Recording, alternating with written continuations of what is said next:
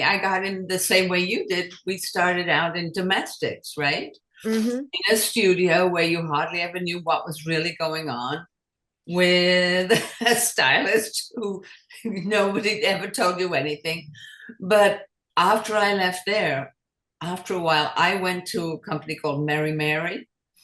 And it was so funny because that was actually work with Japanese. But because the stylist and I was just an artist, because they were came from domestics.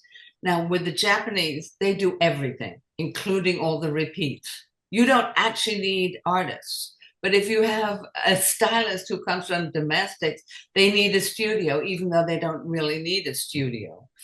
So, of course, after a while, too much money being spent on artists when you don't have to. And I left and I went to downtown to high fashion where it was all done for us. So we would have the Japanese, they would actually come down to the studio every day. They would make sure that all the artwork was done, all the repeats were done, and you just could just approve them. And then they'd get your strikeouts and they'd bring your strikeouts down.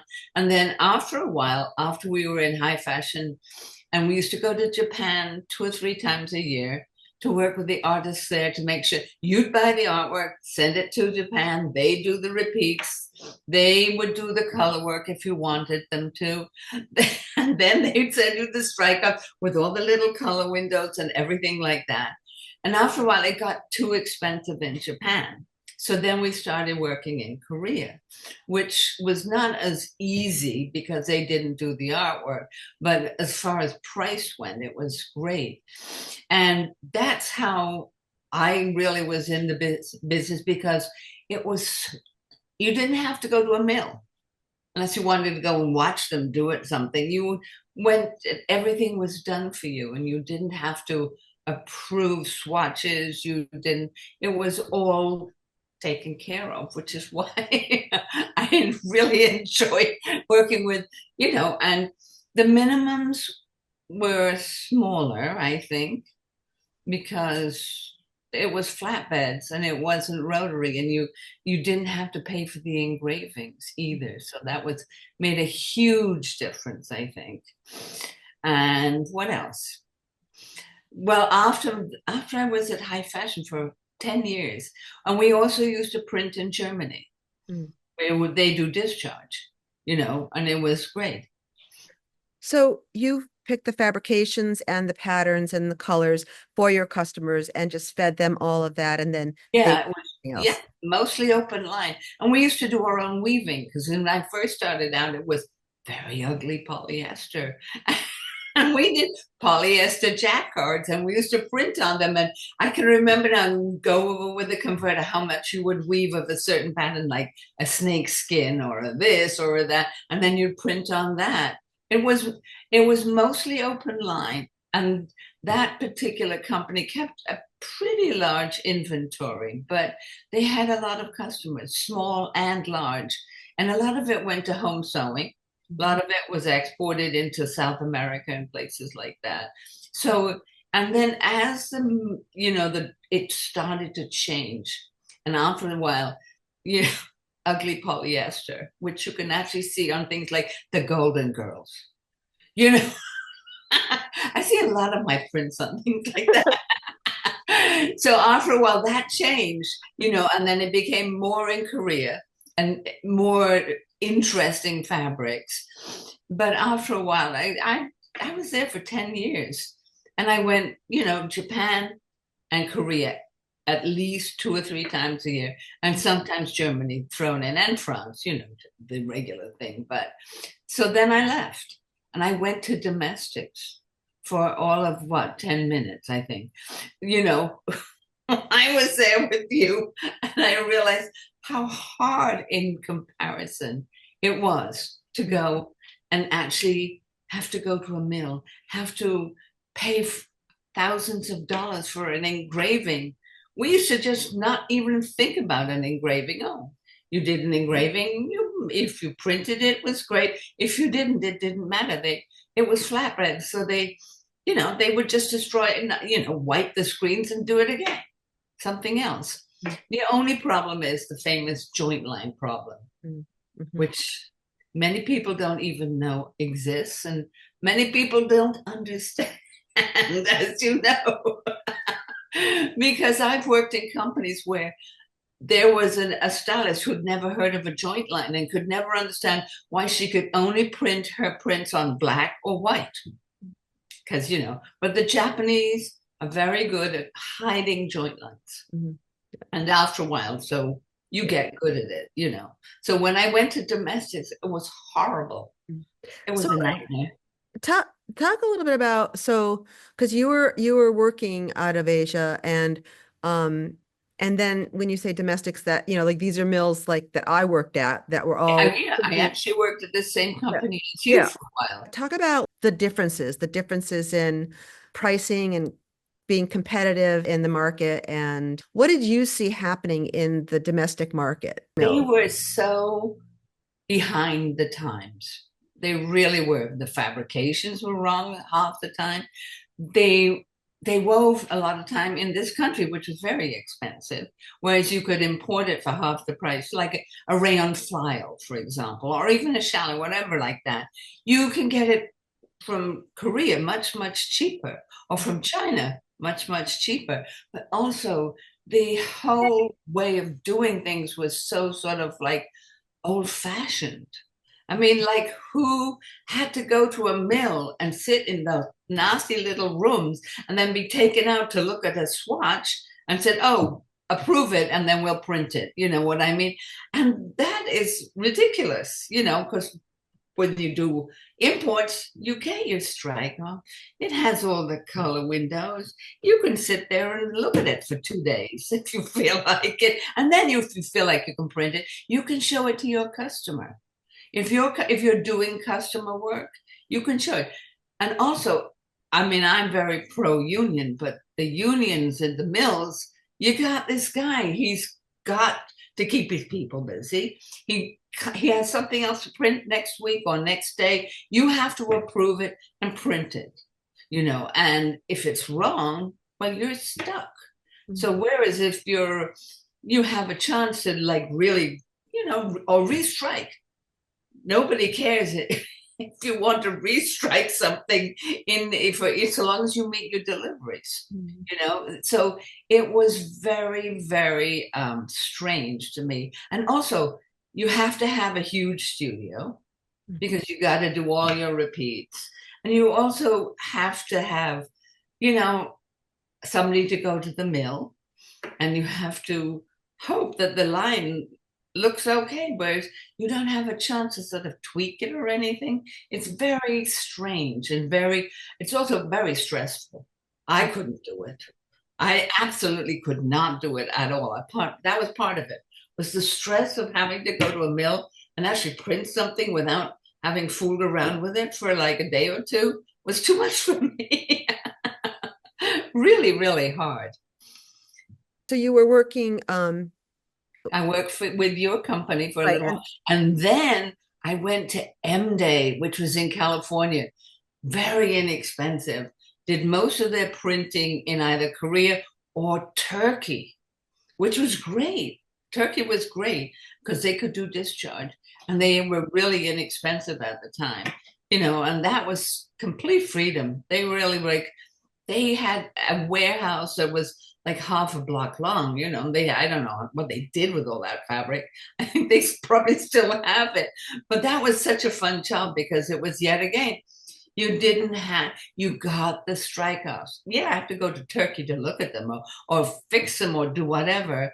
And then 90% of the color work was done from pictures. mhm. Nobody actually painted that much at the time. Or, that was before CADs.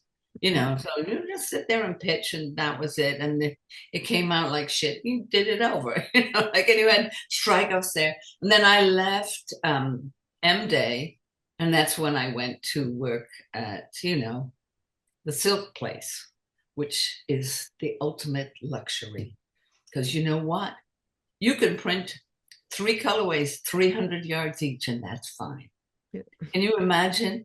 And like it was yet again, but we had to do our own repeats. Mm. But by then we actually knew how to hide a joint line. And they were in China.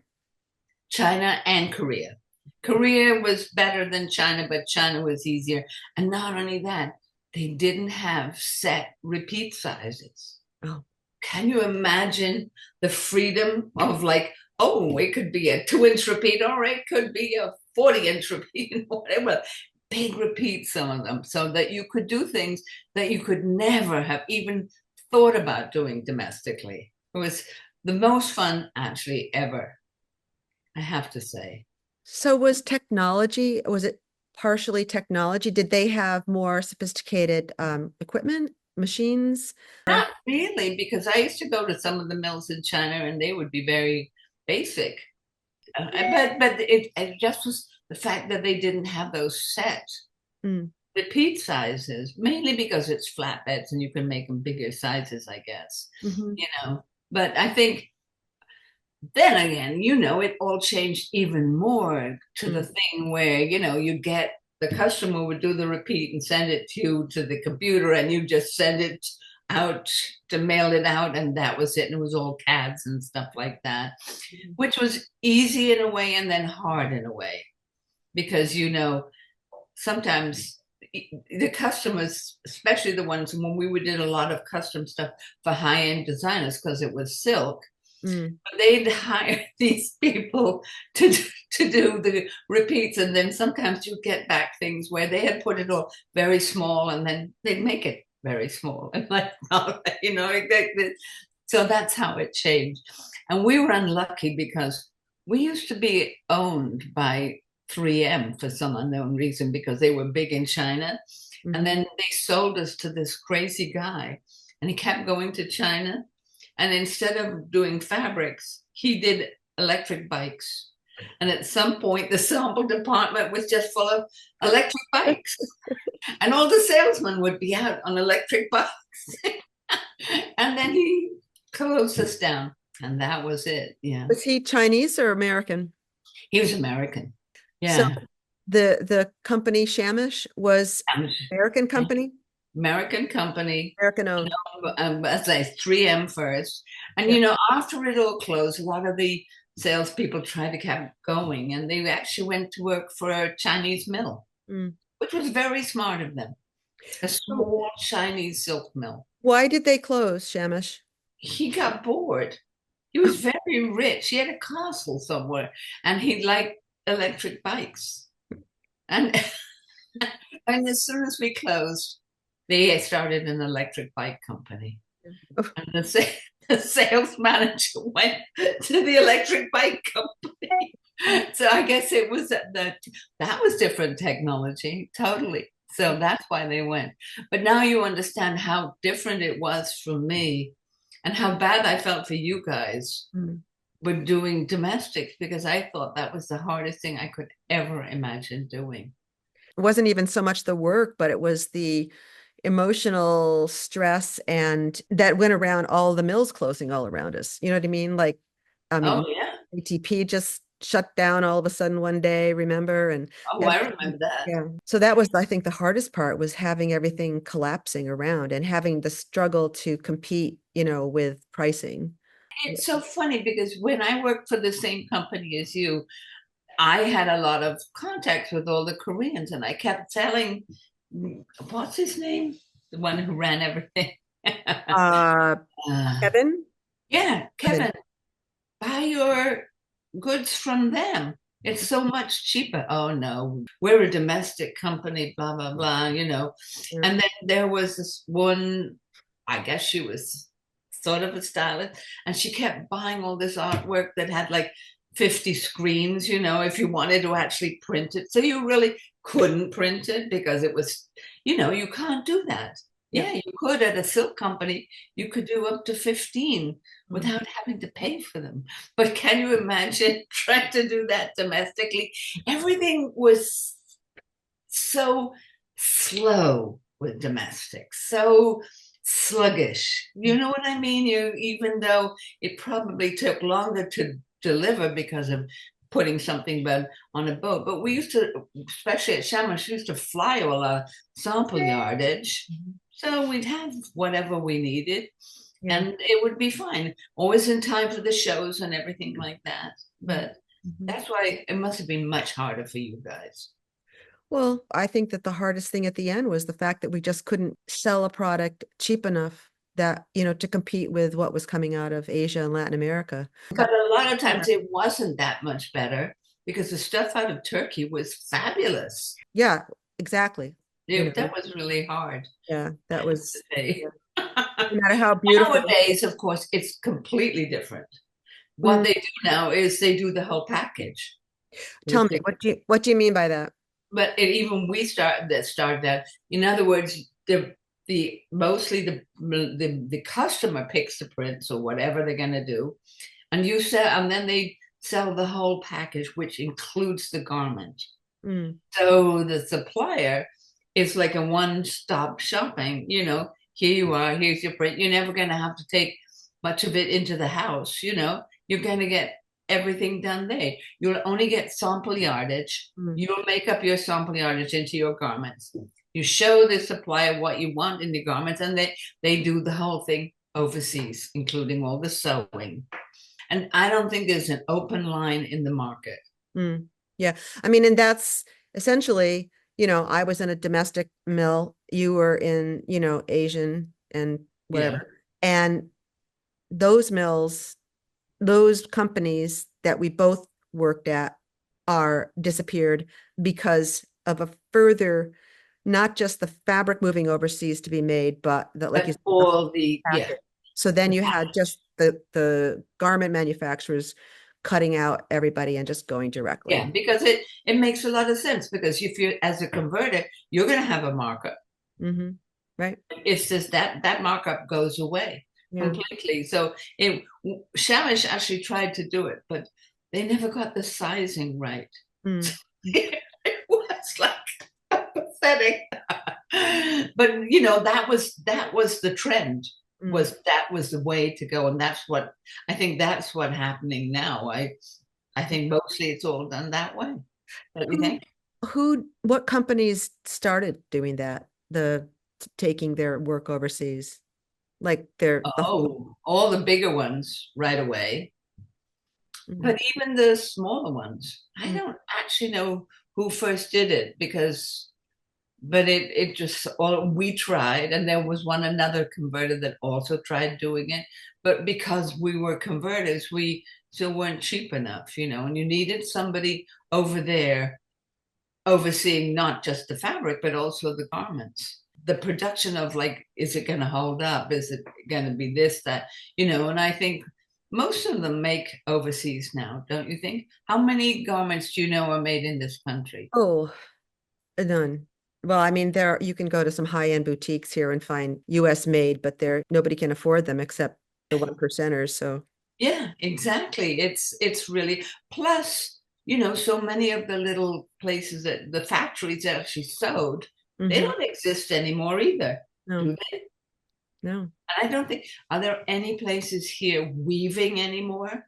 Just regular stuff, no, not something special. no, No, the mm, big, ever seen a weaver of chalet, for example? No, no. We're never no going to see. cotton.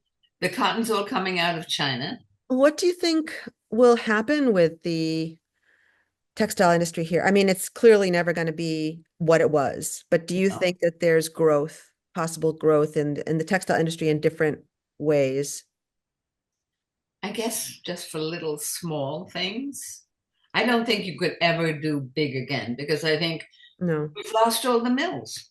we've lost all the mills. Where could we, if you decided now, oh, I want to go print 3,000 yards or something, it would be printed on a computer, Mm, yeah, which you can do, yeah. but it's still expensive because sometimes we would do that Mhm. actually.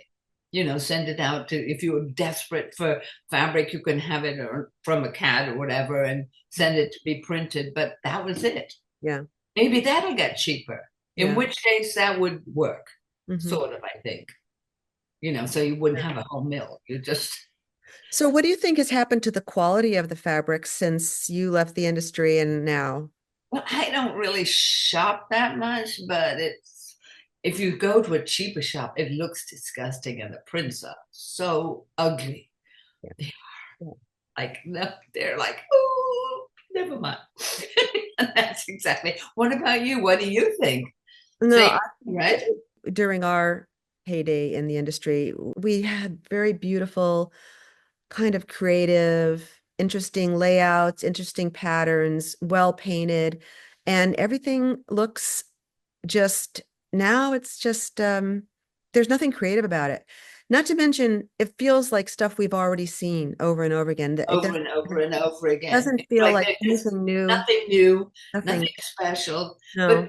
a lot of that, I think, has to do with CADs. Hmm. Yeah. Anybody with a brain that has a repeat in their thing in their CAD can make a repeat. It's going to be done by the computer. It's going to look awful. Yeah. Anybody, like sometimes I look at tissue boxes and I can see, oh, somebody in a CAD did that tissue box in about 10 minutes. And it looks like it. It's no high-end design stuff. And the stuff I see, Oh. like I don't really shop that much in specialty high-end stores but even all the stuff I see in other places, it's dreck mostly. I Yeah. think, yeah, I think that the artwork itself, like the painting of the flowers, it's just not well done. No. But also, what happened to all the studios? Well, I don't know. Do you? I don't know. I don't know. Do A they? lot of them changed. A lot of them, I think, sell to different areas because they can't sell to converters or anything like that. They sell to the manufacturers. But a Mm, lot of times I see things that look familiar and it's in a Target store hmm. as a painting, sort of. You know what I mean? It's a print. And Hmm. I'm thinking, well, they have to have expanded their business totally, you know, into a different way of doing things. The one thing I was going to ask you about is to talk about how you were an amazing painter. So when we started at New Wave Fabrics, talk a little bit about the technique and how we made the prints because now they're all in the computer, but the process of painting. The process of painting, well, I went to art school. I guess that's where I learned how to paint, basically like you. So it wasn't coming from a textile background. It was coming from more of a fine arts background, and I knew absolutely nothing about textiles when I went to work. What was it, New Wave? Oh Yeah. my God, nothing at all. And you know what? I actually stopped painting almost right after that, Mhm. except for doing repeats. For some unknown reason, I specialized in joint lines. I did, which is actually a very handy skill. So after that, I didn't do beautiful paintings or anything. I did wonderful repeats with amazing joint lines, which I could hide into anything. And that's and I haven't painted since. You used to paint those beautiful um lacquered Oh, yes. when was that was between jobs or was that in Yes, addition? it was. It was between it was when the industry got really bad and everybody was being laid off for a little while. Remember, there was one woman who got everybody jobs. I've forgotten her name now. Anna Lori? No, no, no. There was a woman in who actually did unemployment, and you had to go to her with your. She got me lots of jobs. She was great, but she retired. She stopped doing it. But so that was in Mm. between things, and that was such a fun thing to do. Here's one question. We all didn't, nobody just went to one company and stayed there forever, right? I I mean, you had to stayed move in around. two companies for 10 years each. But in between, In between, I had a few other jobs. yeah, But I've 10 years at High Fashion and 10 years at Shamish, yeah, which in our industry is a long time. unheard of almost. But I was just thinking about that. Like you used to have talk about all the stylists. And there was this company called Cameron that was one of the cheapest around. And and there was this woman, Sheila from Cameron.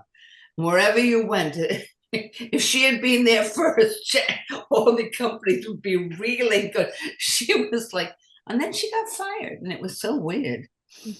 I don't know why. I have no idea. But if you went to Turkey, you'd have to say her name and they'd all be cowering. Because, she had immense buying power. Yeah. The most stylists don't. Buying They could power. actually go. She was actually allowed to order stuff, What go do to you mean Turkey buying and actually power? buy the fabric and order the fabric that, usually it's the Mhm, company, whoever owns the company, but she was allowed to do that. mhm, mhm. It was very funny, the whole thing. Right. So there we are. There we are.